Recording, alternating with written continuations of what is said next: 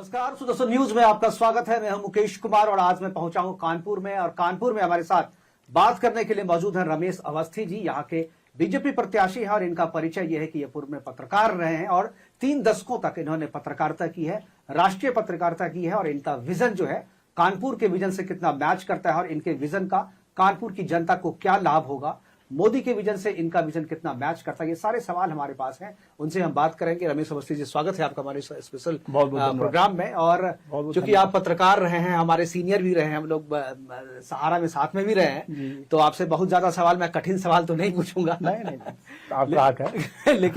लेकिन जो मैंने आप देखा पत्रकारिता के जीवन में जब आप थे, तो आपका जो विजन था उससे अखबार में चाहे टेलीविजन में एक अलग रास्ते लोगों को मिलते था। अभी आपने, चूंकि मोदी जी ने आपको अपना चेहरा कानपुर का बनाया है, यहाँ पर आपका जो विजन था, आप देश विदेश में भी घूम के आए हैं, 3 दशकों के पत्रकारिता का अनुभव है आपको, आपके विजन से कानपुर की जनता को क्या लाभ होगा और आपके विजन को यहाँ पर कैसे इंप्लीमेंट किया जाएगा? मेरी शुरुआत छात्र जीवन से हुई। मैं फरुखाबाद में एक डिग्री कॉलेज है, बद्री साहब डिग्री कॉलेज, जहाँ बहुत बड़ा कॉलेज है वो, और मैं चूंकि संघ विचारधारा का था और विद्यार्थी परिषद के सहयोग से विद्यार्थी परिषद का मैं कार्य करता था और विद्यार्थी परिषद से मैं वहाँ पर चुनाव लड़ा छात्र संघ का और ऐतिहासिक वोटों से मैं जीता। उसके बाद मैं फिर पत्रकारिता में आ गया। पत्रकारिता में फिर 3 दशक से लगातार पत्रकारिता कर रहा हूँ और कानपुर में ही मैंने एसडी कॉलेज से लॉ किया। यही छात्र राजनीति यहाँ से ही मैंने चालू की थी। तो मैं कानपुर के बारे में जानता हूँ, कानपुर की समस्याएं क्या क्या है, कानपुर चाहता क्या है, कानपुर में क्या क्या मूलभूत प्रॉब्लम है, तो ये मुझे पता है पूरी तरीके से। और साथ में माननीय प्रधानमंत्री से मैं व्यक्तिगत रूप से प्रभावित हूँ। 2013 में मैं भारतीय जनता पार्टी की राजनीति में सीधे तौर से जुड़ा और कानपुर बुंदेलखंड का क्षेत्र है, भारतीय जनता पार्टी की दृष्टि से देखा जाता है। इसमें कानपुर के अलावा में बांदा, चित्रकूट, फर्रुखाबाद, कन्नौज, ये सब क्षेत्र आते हैं। 10 लोकसभा क्षेत्र है यहाँ कानपुर बुंदेलखंड क्षेत्र। बहुत सारे बड़े नेता, अटल बिहारी वाजपेयी हो, चाहे मुरली मनोहर जोशी हो, चाहे लालकृष्ण आडवाणी हो, इन सब लोगों ने भी पत्रकारिता की है। और एकदम बिल्कुल मैं अटल जी थे तो प्रभावित रहा। अटल जी मेरे आदर्श हैं। अटल जी की पत्रकारिता हो, चाहे वो कवि हृदय थे, एक बड़े राजनेता थे, उनसे प्रभावित होकर मैं लगातार अटल जी के जन्मदिन पर, मैं आपको बताऊं, मैं 2007 से लगातार उनके जन्मदिन पर कवि सम्मेलन कराता हूँ। मैनचेस्टर ऑफ इंडिया कहते हैं कानपुर को। औद्योगिक तौर पर हालांकि मिल था वो, लाल इमली का क्षेत्र, वो मैंने देखा अभी यहाँ आने से पहले मैंने। तो कानपुर की जनता को आपसे ये उम्मीद है कि आप जो मोदी जी का जो विजन है, जो देश को विकसित भारत का जो विजन है, वो विकसित कानपुर के विजन में आप ट्रांसलेट करेंगे। तो क्या उसके लिए कोई रोड मैप, कोई ब्लूप्रिंट आपने बनाया है? बिल्कुल ठीक आपने कहा। मैं जब राजनीति में था और मेरी सोच थी कि अगर मुझे कभी राजनीति कानपुर में मौका मिलेगा तो मैं माननीय प्रधानमंत्री जी का जो विजन है, विकसित भारत का सपना उन्होंने देखा है, जो उसी विकसित भारत के सपनों को मैं कानपुर में लागू करूंगा। और यही जब मुझे टिकट मिला तो मैं उसी विजन के साथ कानपुर में आया हूँ और मैं चाहता हूं कि कानपुर का विकास हो, कानपुर का पुराना गौरव, पुराना वैभव वापस हो। इसके लिए मैंने एक प्लान किया है। मैं चाहता हूं, ये भी मैं चाहता हूं, कानपुर का विकास कैसा हो ये कानपुर के लोग तय करें। इसके लिए मैं बहुत जल्दी कानपुर के लोगों की राय लूंगा, एक टोल फ्री नंबर जारी करें कुछ चुनाव के बाद, और ताकि लोग अपनी राय दें कि भविष्य के कानपुर का एक मॉडल तैयार किया जाएगा उनके राय के आधार पर। उसके बाद मैं उस विकास के मॉडल को मैं माननीय प्रधानमंत्री के पास, माननीय मुख्यमंत्री जी के पास समय लेकर उनसे अनुरोध करूंगा और जाऊंगा। मुझे पूरा भरोसा है, मैं आपको बता दूं, पूरा भरोसा है कि वो विकास का मॉडल जो भी होगा वो प्रधानमंत्री जी, माननीय और मुख्यमंत्री जी दोनों लोग स्वीकार करें। क्योंकि माननीय प्रधानमंत्री जी, माननीय मुख्यमंत्री चाहते हैं कि कानपुर का विकास हो। कानपुर के मन में मोदी जी हैं और मोदी जी के मन में कानपुर है, तो कानपुर का विकास निश्चित होना है। बस उसका एक हम लोग मॉडल तैयार कर रहे हैं। बिल्कुल। एक चीज और, जब आपने कहा जी कि कानपुर मोदी जी के भी सपने में है, मोदी जी की भी आंखों में, मोदी जी की जब बात आती है तो अब विपक्ष की बात आती है, तो मोदी जी को लेकर के काफी भ्रांतियां, मोदी जी को काफी गाली दिया जाता है। चाहे 2014 की बात हो, 2019 की बात हो, 2024 की बात हो, उनके घर के बारे में भी सवाल किया गया। क्या आपको लगता है कि मोदी जी के ऊपर उठे सवाल का असर उनके जो प्रतिनिधि जो हर एक लोकसभा कंस्टिट्यूएंसी में है, क्या उन पे पड़ेगा? देखिए, 2 चीजें होती। अगर हमारा जो नेतृत्व करता है उस पर कोई सवाल उठाता है और सवाल सही होता है तब उसका कोई असर पड़ता है। सब फेक सवाल है। अब आपने देखा होगा अभी माननीय हमारे गृह मंत्री जी का एक फेक वीडियो जारी कर दिया गया, उसमें भ्रम की स्थिति फैलाई गई कि आरक्षण समाप्त हो रहा है, तो उसका असर हम पे क्या पड़ेगा कि वो फेक वीडियो साबित हो गया। तो जब भी कोई चीज मोदी जी पे आरोप लगाए, वो सब एक पूरी तरीके से राजनीतिक प्रेरित होते हैं और जनता समझ चुकी है कि कि प्रधानमंत्री जी के खिलाफ जो आरोप लगाए हैं वो नितांत मनगढ़ंत है, राजनीतिक प्रेरक है, उनका कोई मतलब नहीं होता। हम तो उनके एक दूत के रूप में आए हैं, प्रतिनिधि के रूप में आए, तो मुझे लगता है कि कोई भी असर नहीं पड़ने वाला है। भारतीय जनता पार्टी की प्रदेश नहीं राष्ट्रीय स्तर पर बहुत बड़ी जीत होने जा रही है। सबको ये लग रहा है कि 400 का नारा जो माननीय प्रधानमंत्री ने दिया, ये अगर पूरा हो गया तो फिर विपक्ष का क्या होगा। तो इसी के लिए वो तमाम तरह के मनगढ़ंत आरोप लगा रहे हैं, इसका कोई मतलब नहीं है, मैं आपको बता रहा हूँ। बिल्कुल, विपक्ष ने जो अपना घोषणा पत्र, न्याय पत्र जारी किया है, उस घोषणा पत्र में आधिकारिक तौर पे समाज को बांटने की बात की गई है।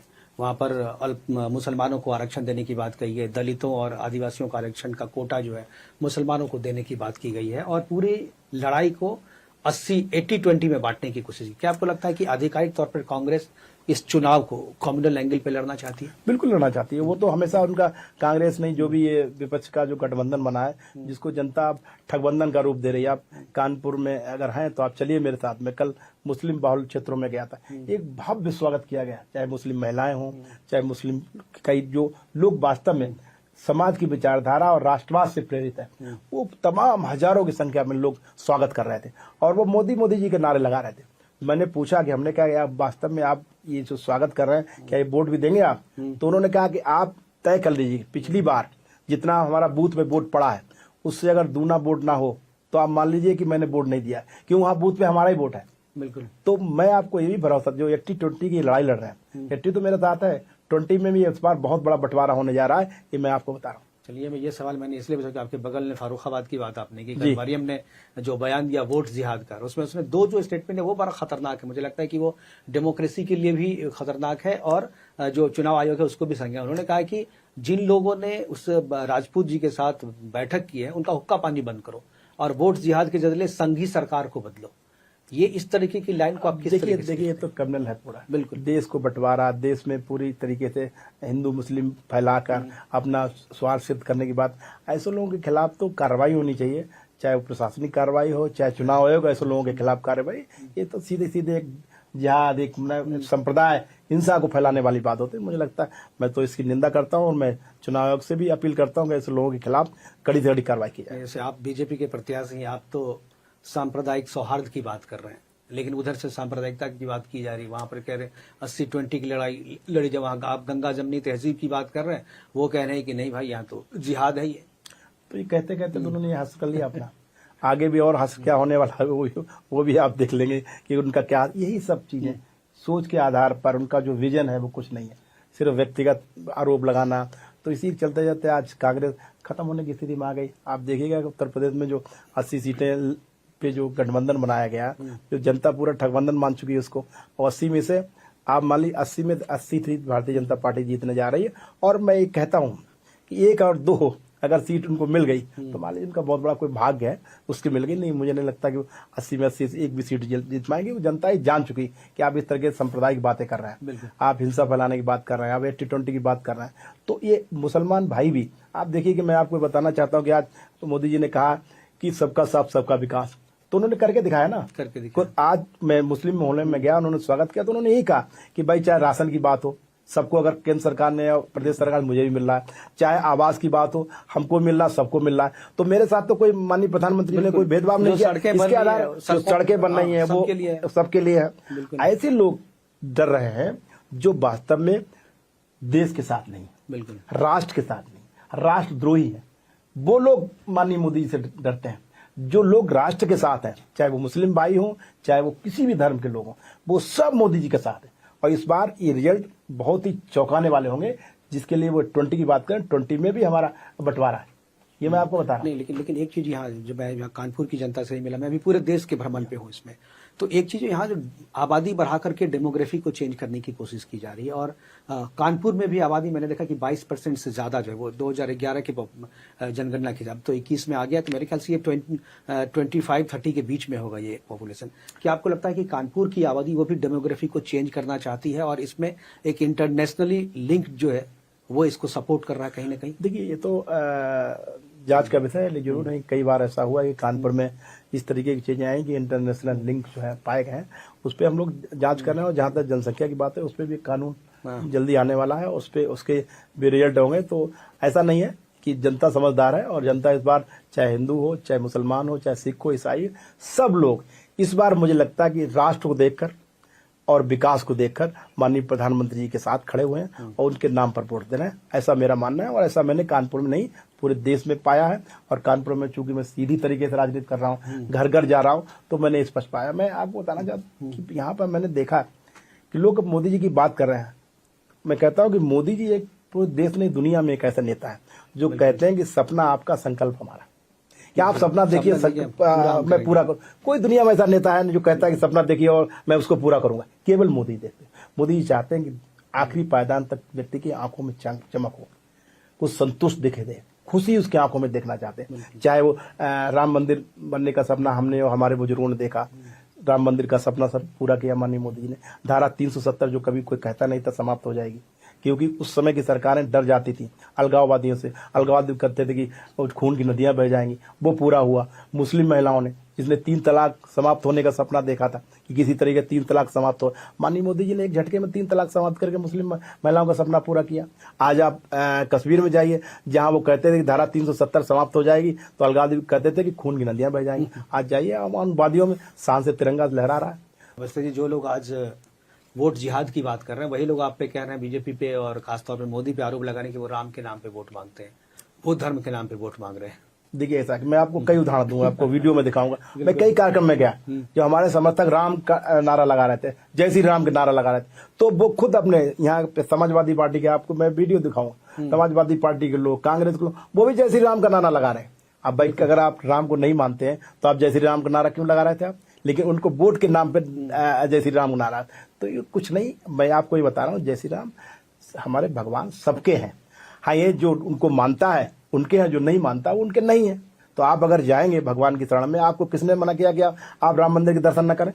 आपके किसने मना किया?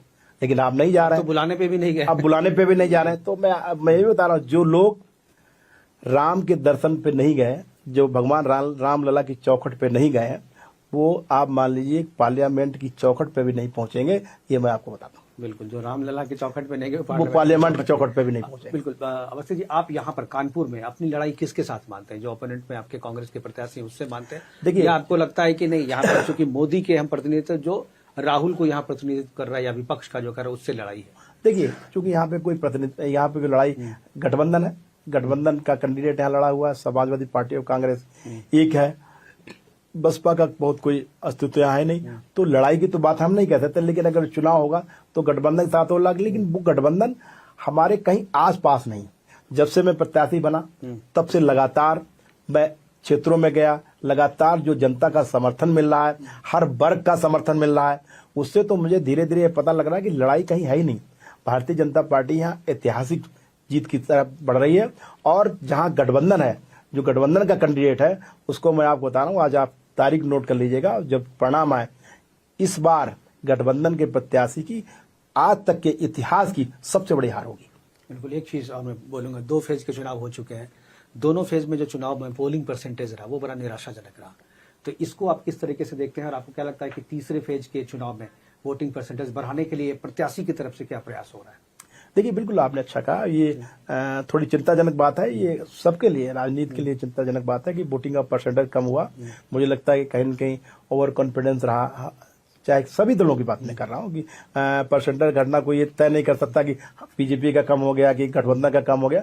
परसेंटेज कम हुआ, किसका कम हुआ है ये नहीं कह सकता, लेकिन लोकतंत्र में परसेंटेज कम नहीं होना चाहिए। मतदान का सबको अधिकार है और लोकतंत्र महापर्व है, सबको वोट डालना चाहिए। हम लोगों की सबसे पहली प्रायोरिटी है कि हमारे यहाँ 13 मई को चुनाव है। 13 मई के चुनाव से पहले 2 दिन की छुट्टी है, सेकंड सैटरडे और संडे।